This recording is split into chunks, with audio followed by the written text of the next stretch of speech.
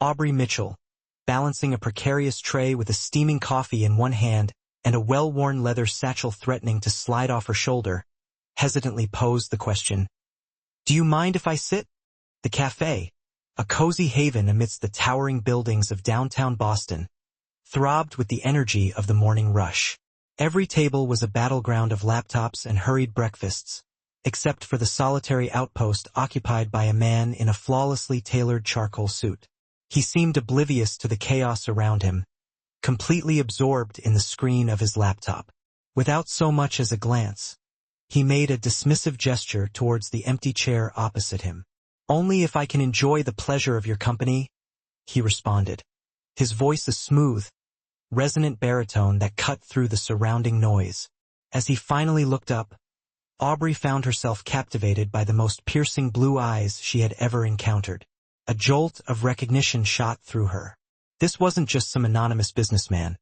This was Daniel Harrison, the infamously demanding CEO of Pinnacle Enterprises, the very corporation where she had just begun her career as an executive assistant a mere 3 days prior.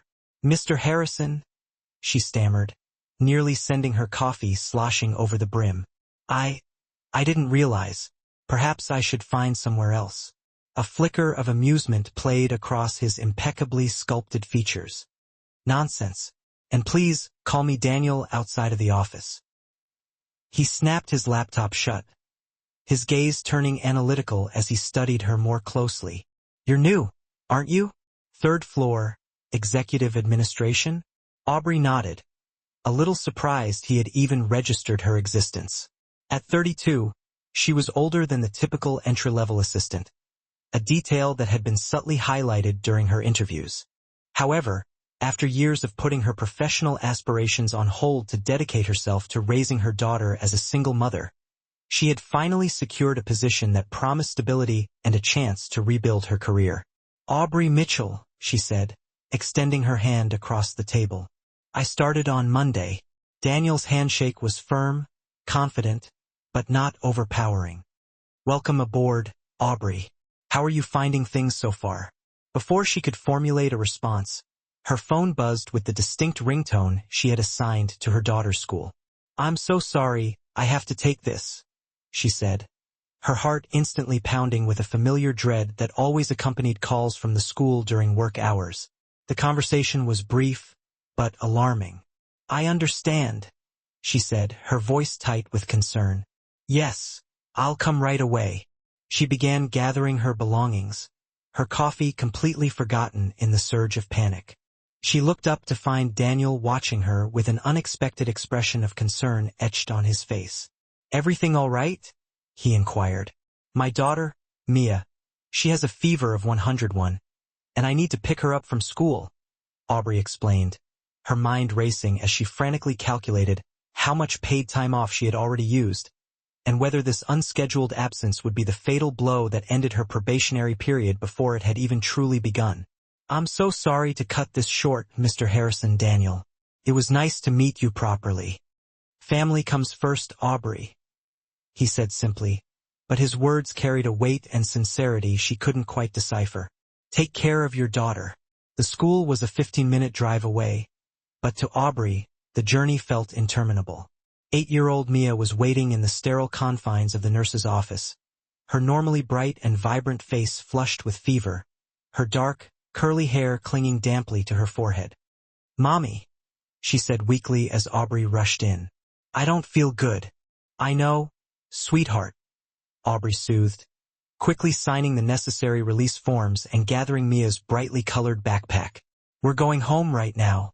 As she carefully helped Mia into their aging Honda Civic, Aubrey's phone rang again. The caller ID displayed Pinnacle Enterprises, and her stomach clenched. This was it, she thought, the reprimand for leaving so abruptly, perhaps even outright dismissal. "This is Aubrey," she answered, struggling to keep her voice steady. "Miss Mitchell, this is Claire from HR," came the crisp professional response. "Mr. Harrison asked me to inform you that you've been approved for 3 days of emergency family care leave, effective immediately. This will not count against your regular PTO." Stunned, Aubrey could barely manage a thank you before ending the call. She glanced at Mia in the rearview mirror, her daughter's eyes already fluttering shut with exhaustion. Relief washed over her, mingled with a profound sense of confusion. Why would the CEO himself intervene on behalf of a brand new employee he barely knew? The next 3 days dissolved into a blur of administering children's fever medication, watching endless animated movies, and responding to work emails during Mia's fitful naps. By Friday, Mia's fever had finally broken, and she was eagerly anticipating her return to school the following Monday. Aubrey, on the other hand, prepared to return to work with a mixture of anticipation and trepidation, uncertain of what awaited her. Monday morning arrived with an unexpected email from HR, informing all employees that Daniel Harrison would be out of the office for the next 2 weeks on an emergency trip to the Tokyo office. The email contained strict instructions to direct all matters through his senior VP, Victoria Blackwell. Aubrey settled back into her routine, grateful for the brief reprieve from having to face Daniel and properly thank him for his unexpected act of kindness. The executive floor buzzed with whispers about the CEO's sudden departure, with theories ranging from a massive, impending acquisition to serious trouble with the company's Japanese investors. 2 weeks stretched into 3, and when Daniel finally returned, the change in him was palpable. The usually impeccably groomed CEO looked utterly exhausted, his face gaunt, the corners of his mouth tight with a grim tension. Rumors circulated about heated shouting matches behind closed doors with the board of directors, and the company's stock took a concerning dip. On a rainy Tuesday evening, almost a month after their initial encounter in the cafe, Aubrey was working late, attempting to organize a chaotic stack of contracts that needed to be processed by the legal team before morning. Mia was at a sleepover with her best friend, granting Aubrey a rare opportunity to catch up on work without the constant demands of childcare. The executive floor was completely deserted, the cleaning crew having long since come and gone, when the elevator doors chimed open. Aubrey looked up, startled to see Daniel walking towards her desk, his tie loosened, his expensive suit jacket slung carelessly over one shoulder. "You're here late," he observed, pausing in front of her workspace. "Just finishing up these contracts for the legal team," she explained. "They need them first thing tomorrow." Daniel nodded, then seemed to hesitate, a flicker of uncertainty in his eyes that Aubrey had never witnessed before. "Have you had dinner?" he asked unexpectedly. The question caught her completely off guard. "No, not yet." "Neither have I," he said. "And I could use some company that doesn't want to discuss quarterly projections or market share." There was a vulnerability in his request, a raw honesty that made it impossible for Aubrey to refuse. "I know a good place around the corner," she offered. "Nothing fancy, but the food is excellent." "Sounds perfect." 20 minutes later, they were seated at a small table in a cozy Italian restaurant tucked away between a used bookstore and a vintage clothing shop. The restaurant was quiet and inviting, with checkered tablecloths, flickering candles stuck in old wine bottles, and the comforting aroma of garlic and simmering tomato sauce, the kind of authentic, family-run establishment that tourists rarely stumbled upon. "How's your daughter?" Daniel asked after they had placed their orders. "Much better, thank you," Aubrey replied. "And thank you again for arranging the emergency leave. You didn't have to do that." Daniel shrugged dismissively. It was the right thing to do. He took a sip of water, his gaze drifting towards the window where raindrops streamed down the glass. "I admire parents who put their children first. My own father." He paused, a shadow passing over his face. "Well, let's just say Pinnacle Enterprises always came before family." The revelation surprised Aubrey. Everyone knew that Daniel had inherited the company from his father, the legendary Richard Harrison, but few knew anything about their personal relationship. "That must have been difficult," she said carefully. "It was what it was," Daniel replied, but there was an unmistakable undercurrent of old pain in his voice. Before Aubrey could respond, his phone rang. He glanced at the screen, his expression darkening. "I need to take this. I'm sorry." As he stepped outside to answer the call, Aubrey watched him through the window as his posture stiffened, one hand gesturing emphatically as he spoke. Whatever the conversation was about, it was clearly not good news. When Daniel returned to the table, the earlier openness had vanished, replaced by a wall of professional detachment. I apologize, but I'm going to have to cut this short. There's a situation I need to handle. Of course, Aubrey said, trying to mask her disappointment. Daniel hesitated, then added, perhaps we can continue this another time. But something in his tone suggested to Aubrey that another time might never come. The following weeks brought a whirlwind of activity to Pinnacle Enterprises. Rumors of a hostile takeover attempt swirled through every department, and the tension on the executive floor was palpable. Aubrey found herself working longer hours, often staying well past 6 o'clock to help prepare documents for emergency board meetings and investor calls. Daniel Harrison remained a distant figure, his earlier warmth replaced by curt emails and brief, distracted encounters in the hallway. One evening, as Aubrey was organizing a stack of confidential reports, Victoria Blackwell, the senior VP, stopped by her desk. Tall and imposingly elegant in her designer suit, Victoria was known for her razor-sharp intelligence and her equally sharp tongue. "Still here, Mitchell?" she asked, one perfectly sculpted eyebrow raised. "You know Harrison doesn't reward overtime, right?" Aubrey straightened the reports. "I'm just making sure everything's ready for tomorrow's meeting." Victoria studied her with calculating eyes. "You've made quite an impression in a short time. Not everyone gets the CEO's personal intervention their first week." The comment caught Aubrey off guard. It was a simple act of kindness for a sick child. "Daniel Harrison doesn't do simple acts of kindness," Victoria replied, her voice dripping with veiled meaning. "Everything he does has a purpose. Remember that." With those cryptic words, she sauntered towards the elevator, leaving Aubrey with an unsettling feeling. At home that night, Aubrey found Mia at the kitchen table, crayon in hand, her tongue sticking out slightly as she concentrated on her drawing. Their babysitter, Mrs. Patel, from across the hall, was preparing a simple dinner of macaroni and cheese. "Mommy," Mia exclaimed, jumping up to give her a hug, "I made something for you." The drawing depicted two stick figures holding hands, one tall with brown hair like Aubrey's, the other small with curly black hair like Mia's, standing beside what appeared to be a large office building. "That's you at your important job," Mia explained proudly. "I told everyone in class my mom works in a skyscraper now." Aubrey's heart swelled with pride. After years of struggling with minimum wage jobs while completing her degree at night school, the position at Pinnacle had indeed felt like a monumental step forward. "This beautiful, sweetheart. We'll put it right on the fridge." After Mrs. Patel left and Mia was tucked into bed, Aubrey sat at their small kitchen table sorting through bills. Despite her improved salary, years of accumulated debt meant that true financial security remained a distant dream. The past 8 years as a single parent had taken their toll.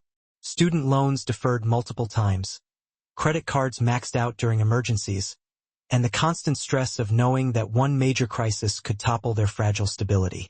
Mia's father, Ryan, had walked out when Aubrey was 5 months pregnant, unwilling to give up his carefree lifestyle. His sporadic child support payments had stopped completely 3 years ago when he moved to Australia with his new wife.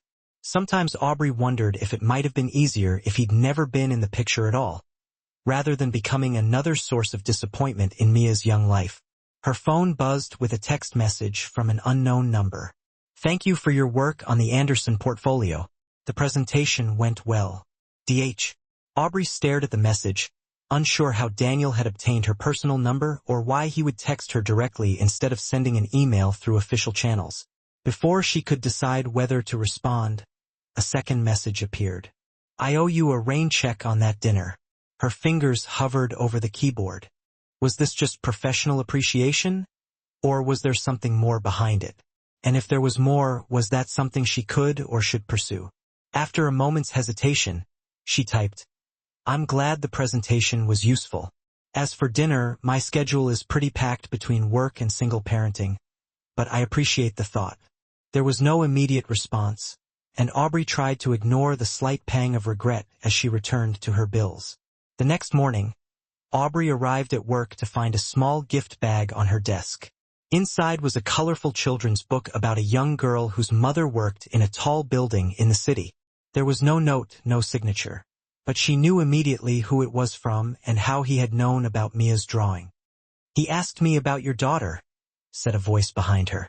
Aubrey turned to find Grace Kim, one of the other executive assistants, watching her with curious eyes. "Yesterday, when I mentioned I'd seen a cute drawing on your desk, he seemed really interested." "We're just colleagues," Aubrey said quickly, perhaps a little too quickly. Grace shrugged. "If you say so, but be careful, Aubrey. Office romances are complicated enough without adding a massive power imbalance." "What happened to the last assistant who got close to Harrison?" Aubrey asked, unable to contain her curiosity. "Transferred to the Minneapolis office with a hefty promotion," Grace replied. "Some say it was a reward. Others think it was to get her out of the way after things ended. Either way, she was gone within a week." The conversation left Aubrey with a knot of unease that persisted throughout the day. When Daniel called her into his office that afternoon, she steeled herself for whatever might come. His office occupied the northeast corner of the building, with floor-to-ceiling windows offering panoramic views of the city. Daniel stood by the window, his hands in his pockets, gazing out at the skyline. He turned when she entered, his expression unreadable. "Thank you for the book," Aubrey said, deciding to address the gift directly. "Mia will love it." "I'm glad," he replied, gesturing for her to sit in one of the leather chairs facing his desk. "I wanted to discuss something with you, an opportunity." Her pulse quickened. "Victoria has been impressed with your work, as have I," Daniel said, taking his own seat. "There's an opening for a project coordinator in the international development team. It's a significant step up from your current position. Better pay, more responsibility. Victoria suggested we consider external candidates, but I thought you might be interested." Aubrey blinked, processing his words. "That's unexpected. I've only been here a few months." "Sometimes a few months is enough to recognize potential," Daniel replied. "The position would require some travel, however. Quarterly trips to our offices in London and Tokyo, approximately a week each time." The excitement that had begun to build deflated slightly. "I see. With Mia, travel would be challenging. I don't have family nearby who could watch her for a week at a time." Something flickered across Daniel's face. Disappointment, perhaps frustration. "We could work around that. Arrange video conferences instead of travel when possible, or shorter trips." The offer was tempting, almost too tempting. "May I ask why me?" "There must be dozens of more qualified candidates within the company." Daniel leaned back in his chair. "You have a unique perspective, Aubrey. You see things differently from someone who's spent their entire career climbing the corporate ladder. You're thorough, detail-oriented. The kind of person who stays late to make sure everything is perfect for a morning meeting." There was an undercurrent to his words that Aubrey couldn't quite identify. "And it has nothing to do with our dinner, that wasn't." Daniel's expression hardened slightly. "I don't mix business with pleasure, Miss Mitchell. Whatever personal connection we might have had remains entirely separate from my professional assessment of your capabilities." The formality stung more than it should have. "I appreciate the opportunity, Mr. Harrison. May I have some time to think about it?" "Of course," he replied, his tone softening slightly. "Take the weekend.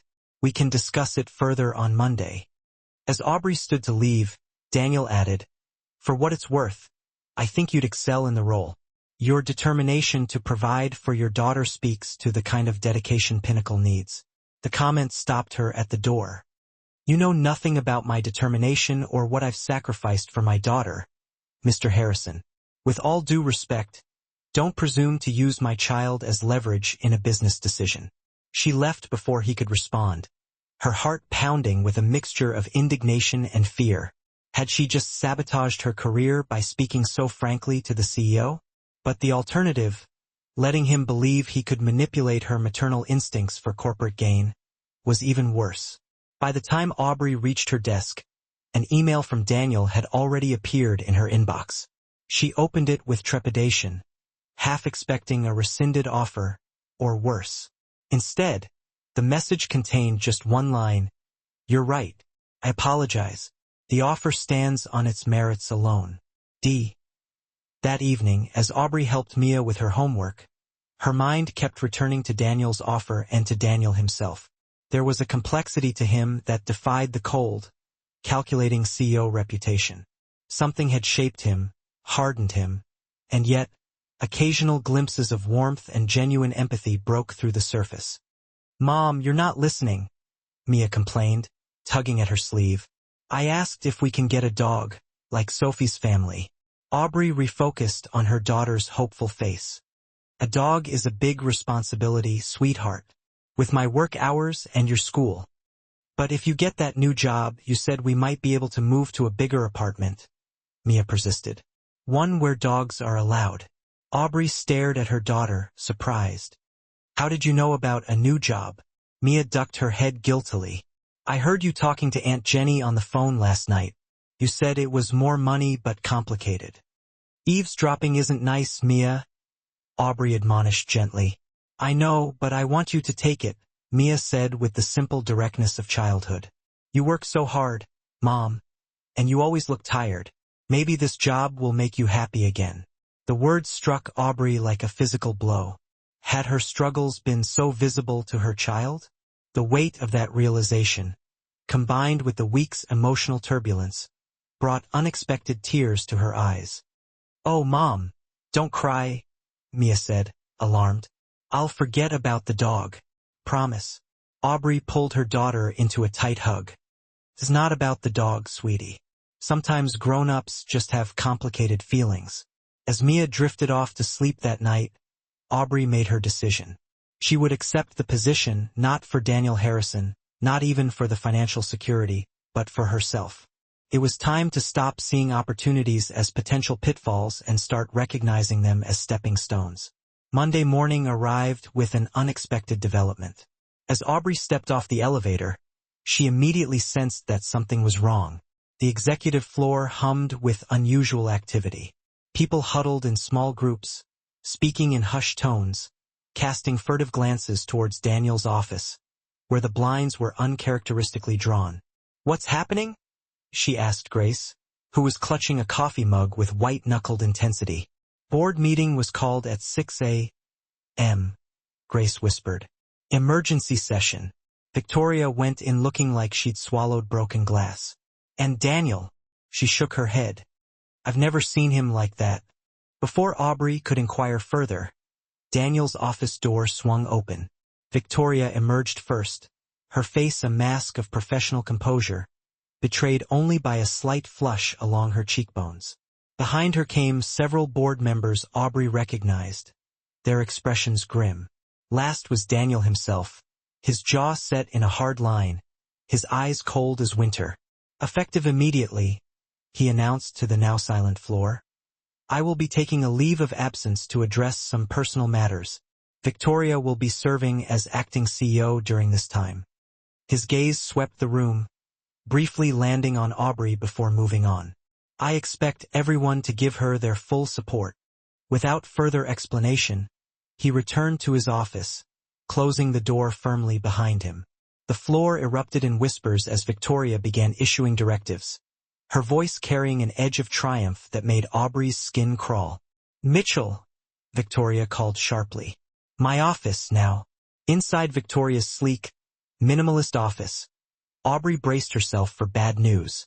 The senior VP regarded her coolly from behind her glass desk. "I understand Daniel offered you the international development position," she said without preamble. Aubrey nodded. "Yes, I was planning to accept today." "That won't be happening," Victoria replied, her red-lacquered nails tapping a steady rhythm on the desk. "The position has been eliminated in the restructuring." "Restructuring?" Aubrey echoed. "I wasn't aware of any restructuring plan." A thin smile curved Victoria's lips. "A lot can happen over a weekend. With Daniel indisposed, the board has authorized several changes I've been recommending for months. More efficient allocation of resources, elimination of redundant positions." She paused significantly. "Starting with yours." The words hit Aubrey like a physical blow. "You're firing me." "Letting you go," Victoria corrected smoothly. "With 2 weeks severance, which is generous considering your short tenure. HR will process the paperwork today." Aubrey struggled to make sense of the sudden reversal. May I ask why? My performance reviews have all been positive. Let's just say your special relationship with Daniel hasn't gone unnoticed, Victoria replied, her tone dripping with insinuation. Pinnacle Enterprises values professionalism above all else.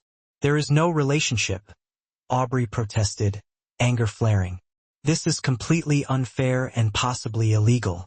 Victoria's expression hardened. Choose your next words carefully, Miss Mitchell. Challenging this decision would be unwise. Clean out your desk by noon. Stunned and reeling, Aubrey returned to her workstation. As she began mechanically packing her few personal items, a text message appeared on her phone. Don't leave. Meet me at the cafe where we first met. 12:30 DH. For a moment, Aubrey considered ignoring it. Daniel's mysterious leave of absence and her abrupt termination couldn't be coincidental, and getting further entangled seemed dangerous. But curiosity, and a pressing need for answers, won out. The cafe was quieter than that first morning, the lunch rush not yet begun. Daniel sat at the same table, but everything else had changed. Gone was the impeccable suit, replaced by jeans and a simple button-down shirt. His usually clean-shaven face showed a day's worth of stubble, and the commanding presence that defined him at Pinnacle had diminished somehow. Thank you for coming, he said as she slid into the chair across from him. I wasn't sure you would. I almost didn't, Aubrey admitted. Victoria fired me this morning. Daniel's expression darkened. I suspected she might. I'm sorry, Aubrey. This situation is my fault. What situation exactly? Aubrey asked, frustration edging her voice. 1 minute I'm being offered a promotion, the next I'm unemployed, and somewhere in between, the CEO takes a mysterious leave of absence. I deserve an explanation. He rubbed a hand over his face, suddenly looking utterly exhausted. You're right, you do. He took a deep breath. The company is in trouble. Financial trouble. I've been hiding it from the board, using creative accounting to mask losses from a failed expansion in Asia. Aubrey stared at him, incredulous. That's fraud. It's more complicated than that, he replied, though without conviction. I was trying to buy time to turn things around, but Victoria found out. She's been gathering evidence for months, building her case to present to the board. So, she blackmailed you into stepping down. Daniel's laugh was hollow. In a manner of speaking, the choice was to step down voluntarily or face a very public investigation and possible criminal charges. He met her eyes directly. I've made a lot of mistakes, Aubrey, but offering you that position wasn't one of them. Victoria eliminated it because it was my initiative and because she suspected there was something between us. Is there? Aubrey asked quietly. Something between us? Before he could answer, her phone rang. It was Mrs. Patel's number, and Aubrey felt a familiar spike of maternal anxiety. I need to take this, she said, stepping away from the table. The babysitter's voice was tense with worry. Miss Mitchell, Mia fell. Aubrey's world tilted on its axis when the school secretary, Mrs. Patel's voice, crackled through her phone during lunch. They couldn't reach Daniel, of course. He was in some executive meeting, untouchable. And Mia had been injured. Playground accident. Her forehead needed stitches. Boston Children's Hospital. Aubrey's heart hammered against her ribs, a frantic drumbeat against the normalcy of the cafe. She managed to croak out an assurance to Mrs. Patel that she was on her way, every cell in her body screaming for her daughter. Back at the table, Daniel took one look at her face and was instantly on alert. What is it? What's wrong? He was already rising, his usual composed demeanor fracturing with concern. Mia's hurt. The school. They've taken her to Boston Children's. She needs stitches. Aubrey blurted out, snatching up her purse, her hands trembling so violently she could barely fasten the clasp. I need to go. I'll drive you, Daniel offered immediately, without a flicker of hesitation. Under normal circumstances, Aubrey would have politely but firmly declined. Accepting a ride from her boss, a man she barely knew outside the confines of Pinnacle's sterile office towers, felt like crossing some invisible line. But panic had short-circuited her usual caution. "Thank you," she whispered, her voice thick with unshed tears. Daniel's car, a sleek black Audi that reeked of wealth and power, sliced through the midday traffic with a controlled grace that Aubrey found strangely reassuring. The silence inside the car was thick with tension, each mile a torment. Aubrey wrestled with her imagination, fighting to keep the worst-case scenarios at bay, focusing on taking deep, steadying breaths. At the hospital entrance, Daniel pulled smoothly to the curb. "Go," he said, his voice firm but gentle. "I'll park and find you." The emergency department was a chaotic swirl of fluorescent lights, beeping machines, and hushed voices. Aubrey felt adrift in a sea of medical jargon and anxious faces. She identified herself at the reception desk, her voice barely a whisper, and was directed to a curtained alcove where her daughter lay on a gurney. A nurse was gently dabbing at a raw, angry gash just above Mia's right eyebrow. "Mommy!" Mia cried, her small face crumpled with pain and fear, tears carving clean streaks through the grime of the playground. "I'm here. Baby, I'm here," Aubrey soothed, rushing to her daughter's side, her own tears threatening to spill over. "What happened, sweetheart? Tell me." Between sobs, Mia recounted the horrifying tumble from the monkey bars, the sickening thud as her head connected with the unforgiving edge of the playground. The school nurse had panicked when the bleeding wouldn't stop and called for an ambulance. "She'll need about 10 stitches, the nurse informed Aubrey, her tone brisk but kind. "The plastic surgeon is on her way down. We want to minimize any scarring." The word surgeon sent a fresh wave of icy dread through Aubrey. She nodded numbly, the enormity of the situation crashing down on her. Will my insurance cover that?" she asked quietly, the words catching in her throat. The nurse's expression softened with sympathy. "Let's take care of your daughter first, okay? We'll worry about the paperwork later." With a reassuring pat on Aubrey's shoulder, she turned to prepare for the procedure. Aubrey sat beside Mia, clutching her daughter's small, clammy hand, fighting back the sobs that threatened to overwhelm her. "You're going to be just fine, sweetheart. The doctors here are the very best." "It hurts, Mom," Mia whimpered. "And I'm scared." "I know, baby. I know. But you're so brave. The bravest girl I know." A gentle knock on the dividing curtain interrupted their fragile moment. Daniel stood there, hesitant, uncertainty etched on his usually unreadable face. "May I come in?" Aubrey hesitated, then nodded, her mind still reeling. Daniel entered cautiously, as if afraid of intruding on something sacred. "Hello, Mia," he said softly, his voice devoid of its usual boardroom edge. "I'm Daniel, a friend of your mom's." Mia regarded him with wide, tear-filled eyes. "You work with Mommy at the skyscraper?" "Something like that," Daniel replied with a small, disarming smile. He reached into his pocket and produced a small, plush elephant, its fur a soft, comforting gray. "I thought you might like some company while the doctors fix you up." He'd clearly made a quick detour to the hospital gift shop. Mia accepted the toy, clutching it to her chest.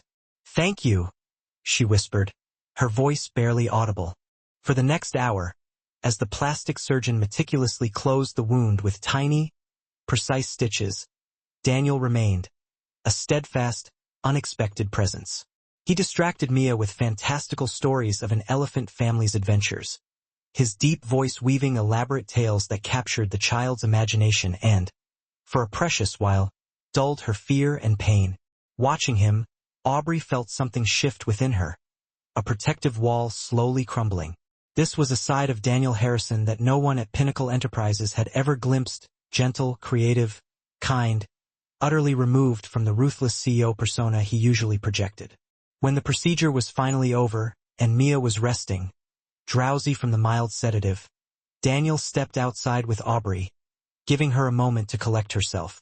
"Thank you," she said, her voice thick with emotion. "You didn't have to stay." "I wanted to," he replied simply, his gaze direct and unwavering. Why? The unspoken question hung in the air between them, encompassing so much more than just his presence at the hospital. Daniel was silent for a long moment, as if gathering his thoughts. My father built Pinnacle from nothing. It was his life's work, and he expected it to be mine. I never had a choice. His gaze drifted back to the room where Mia lay sleeping. When I saw you that first day, rushing out to care for your daughter without a second thought for your job, it reminded me of what my mother would have done, if my father had allowed it. What happened to her? Aubrey asked softly, sensing the ache of old wounds. She left when I was 12, Daniel said, the pain still raw in his voice. She couldn't bear my father's obsession with the company, how it consumed everything. But she left me behind. He met Aubrey's eyes, his expression vulnerable. I've spent my entire adult life trying to prove my father right, that the company comes first, always. And all it's brought me is an empty penthouse apartment and a board of directors eager to throw me to the wolves at the first sign of weakness. Before Aubrey could respond, her phone rang again. It was an unfamiliar number, but the prefix was the hospital's. This is Aubrey Mitchell, she answered, her heart sinking.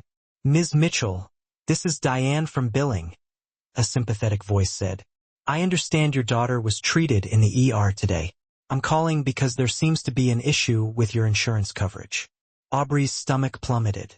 Had Pinnacle already canceled her benefits? The thought was a punch to the gut. What kind of issue? She asked, stepping away from Daniel to salvage some semblance of privacy. Well, it appears the bill has been paid in full already, the woman explained, sounding genuinely confused. A wire transfer was received about 30 minutes ago, covering all expenses, including follow-up care. Stunned, Aubrey thanked the woman and hung up, her mind racing. She turned to find Daniel studiously examining a bulletin board covered in children's artwork, his posture too carefully casual. You paid the hospital bill, she said, the statement hanging in the air between them. It wasn't a question. Daniel turned, his expression a complex mixture of defiance and vulnerability. It was the least I could do, considering I'm indirectly responsible for your current unemployment. I can't accept that, Aubrey insisted, her voice firm. It's too much. Then consider it an advance, he said, a hint of the old, confident Daniel flickering in his eyes. On my salary? What salary? I don't have a job anymore. Remember? A smile played on his lips. About that, how would you feel about coming to work for me? Not for Pinnacle, but for the foundation I'm starting. As equal partners. Foundation, Aubrey echoed, completely bewildered. The Harrison Family Foundation, he clarified. Supporting single parents, pursuing education and career advancement, providing childcare assistance, emergency funds, mentorship. He paused, his gaze intense. It's something I've been considering for a while. Recent events have simply accelerated the timeline. Aubrey stared at him, struggling to process this unexpected turn of events. Why me? Because you understand the challenges these families face in a way I never could, Daniel replied earnestly. And because I trust you, Aubrey, more than I've trusted anyone in a very long time. The offer was undeniably tempting, incredibly so. But doubt lingered, a persistent shadow at the edge of her hope. And what happens when you go back to Pinnacle? Because we both know you will. That company is in your blood. Daniel's expression grew serious, the lightness fading.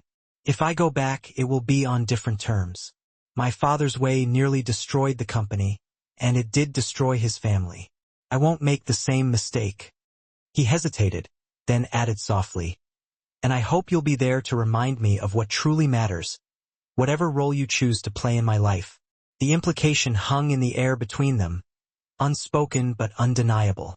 Neither of them was quite ready to articulate the feelings that simmered beneath the surface. Before Aubrey could formulate a response, a nurse appeared to inform them that Mia was awake and asking for her mother. As they walked back to Mia's room, Daniel gently caught Aubrey's hand, stopping her. You don't have to decide anything today. Take all the time you need. Aubrey looked down at their joined hands, then up into his eyes. For the first time since they'd met, she saw no calculation there, No CEO persona, just a man standing at a crossroads, much like herself. "I'll think about it," she promised, surprised to realize she actually meant it. 3 months later, Aubrey stood in the newly renovated offices of the Harrison Family Foundation, surveying the space with a mixture of pride and disbelief. The former warehouse in Boston's Seaport District had been transformed into an airy, modern workspace, with floor-to-ceiling windows that bathed everything in natural light.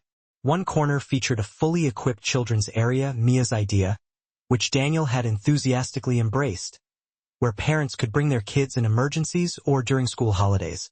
Ms. Mitchell, the foundation's receptionist, Tara, approached with a tablet in hand. "The caterers need final approval on the menu for tomorrow's launch event, and the PR team sent over the press release for your review." "I'll handle the press release," Aubrey decided, accepting the tablet. "Ask Daniel about the menu. He's more particular about the food than I am." As Tara departed, Aubrey allowed herself a moment of reflection. The past 3 months had been a whirlwind of activity. Establishing the foundation as a legal entity, securing initial funding, largely from Daniel's personal fortune, developing programs, and hiring staff. Throughout it all, her partnership with Daniel had blossomed into something she'd never anticipated, a balanced collaboration built on mutual respect and complementary strengths. Daniel handled the financial and strategic aspects, leveraging his business connections to secure donations and partnerships. Aubrey focused on program development and community outreach, drawing on her own experiences to identify what single parents truly needed to succeed. Together, they'd created something neither could have accomplished alone. Their personal relationship had evolved more cautiously, step by careful step. Weekly working dinners had gradually shifted from purely professional discussions to more personal conversations. Daniel had begun joining Aubrey and Mia for weekend outings, a trip to the aquarium, an afternoon at the Children's Museum, a picnic in the public garden. Slowly, naturally, they were becoming something that resembled a family, though neither had explicitly used that word yet.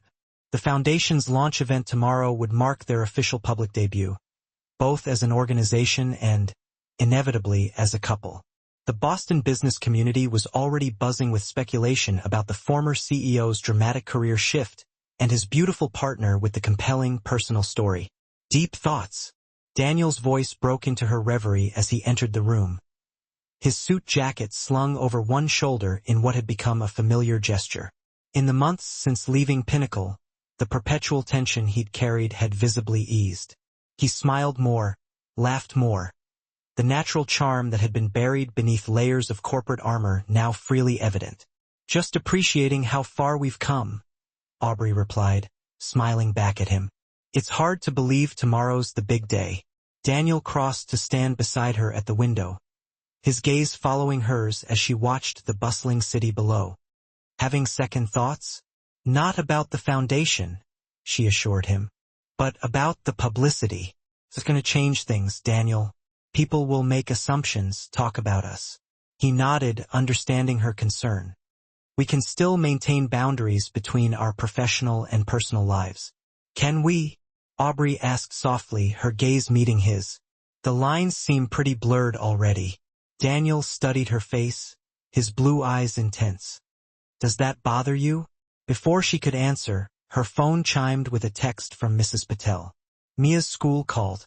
She's not feeling well. Stomach ache. I picked her up, but need to leave for my shift at 4. Aubrey sighed, a familiar pang of guilt twisting in her stomach. "This Mia. She's sick again."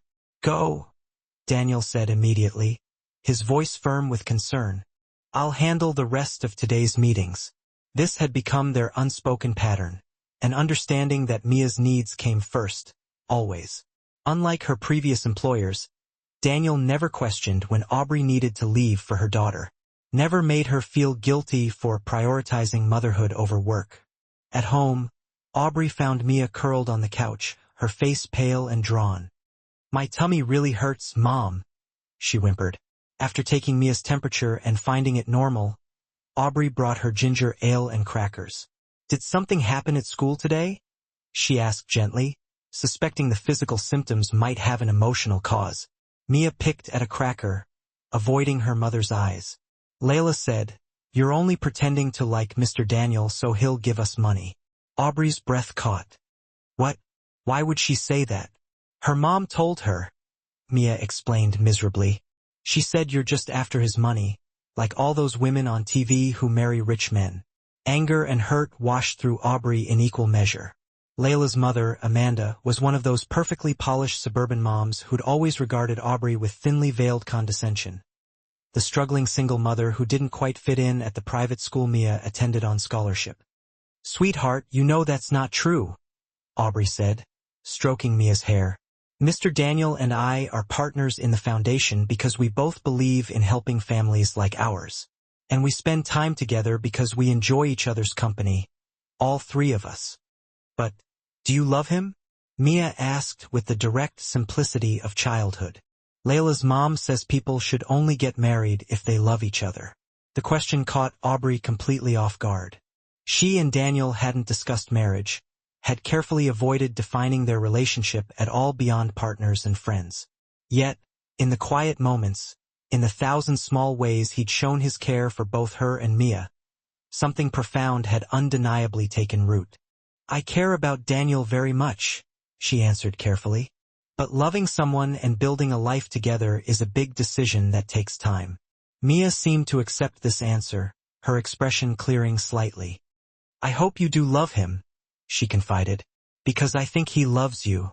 He looks at you the way princes look at princesses in my books." Aubrey smiled despite herself. "Is that so? Aha! And he's teaching me chess, even though I'm not very good yet. Dad never wanted to teach me anything." The simple observation revealed more than any grand declaration could have. While Ryan had viewed fatherhood as an inconvenience, Daniel had slipped into a paternal role with natural ease, never pushing, but always present, treating Mia as a person in her own right rather than just an extension of Aubrey. After Mia fell asleep, Aubrey called Daniel. "Mia's feeling better," she reported. "It was more emotional than physical. Some unkind gossip at school." Daniel's concern was immediate. "About you? About us?" "Both," Aubrey admitted. "It seems we're already the subject of speculation." "I'm sorry," he said, genuine regret in his voice. "I know how protective you are of Mia's stability."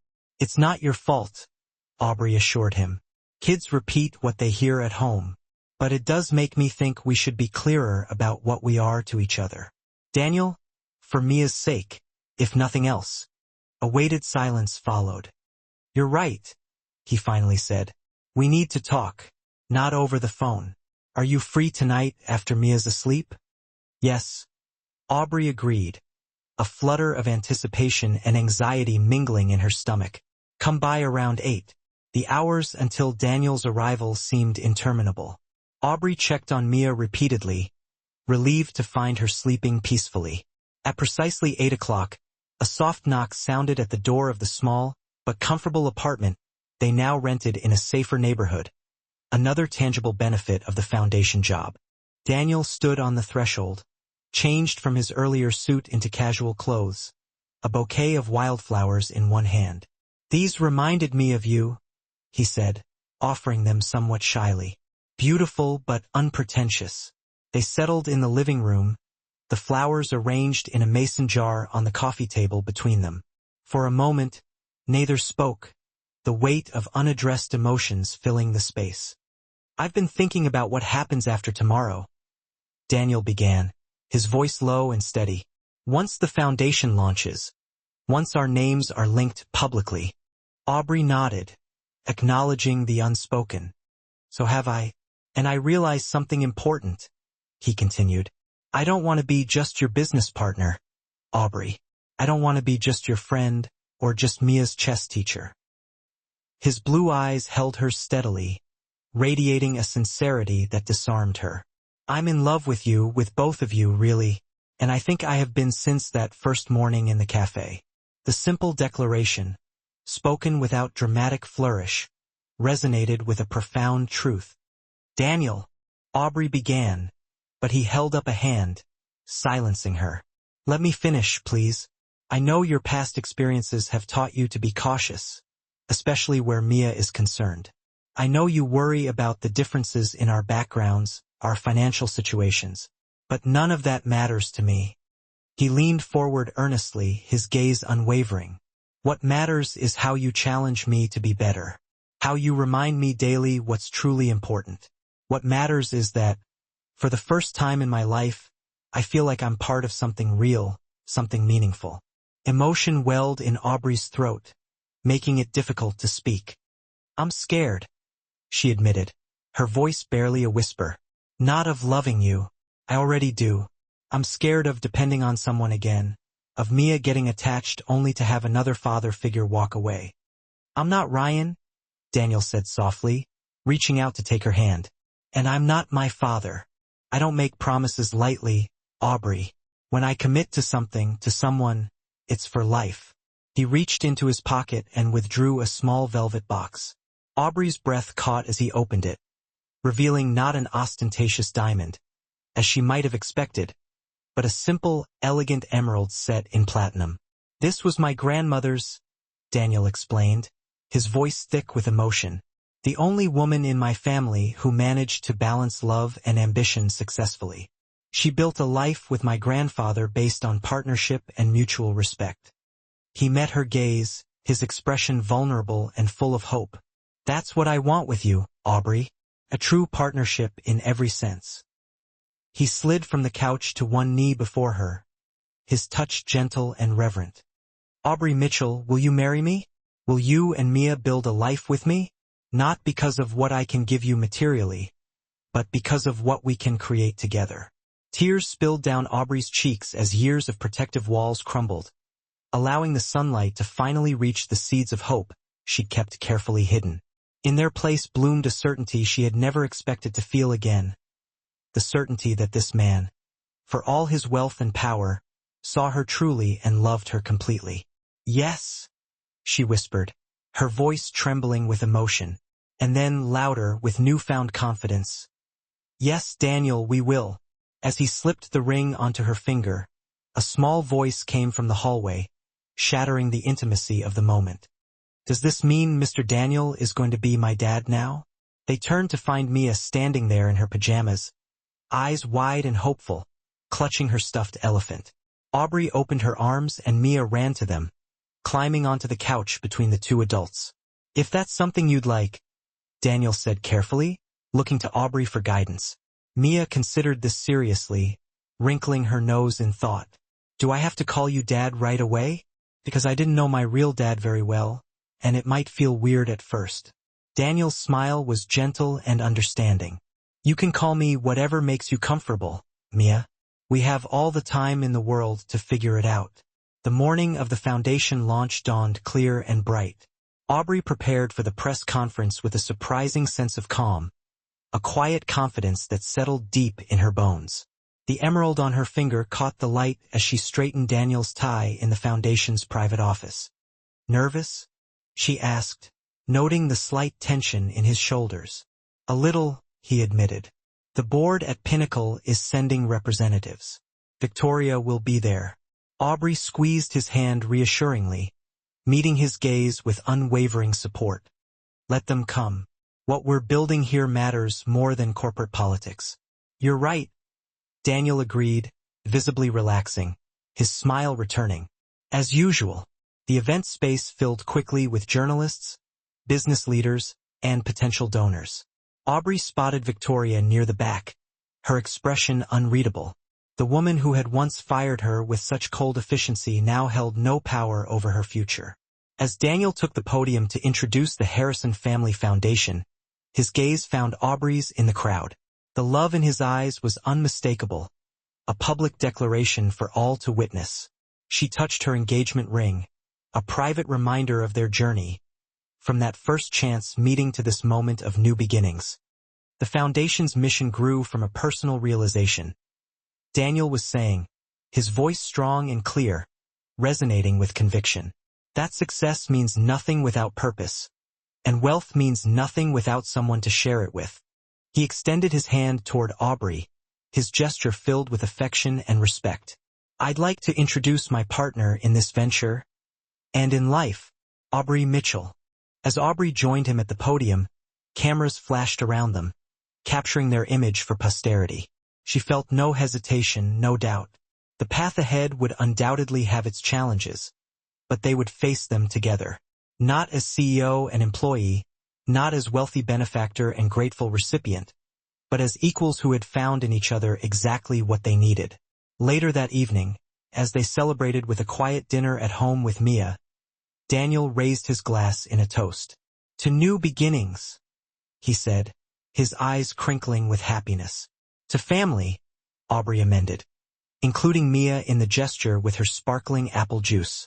Mia considered for a moment, then added her own contribution, her voice clear and bright. "To happy endings that are really just happy beginnings." Daniel and Aubrey exchanged a look of pure understanding, a silent acknowledgement of the extraordinary journey they had undertaken. From a simple question in a crowded cafe, "Do you mind if I sit?" had grown something neither could have predicted, but both had secretly longed for. A family built not on obligation or circumstance, but on choice, respect, and unwavering love. As the evening wrapped around them like a protective embrace, Aubrey realized that some questions weren't meant to be answered with words, but with actions, day after day, year after year.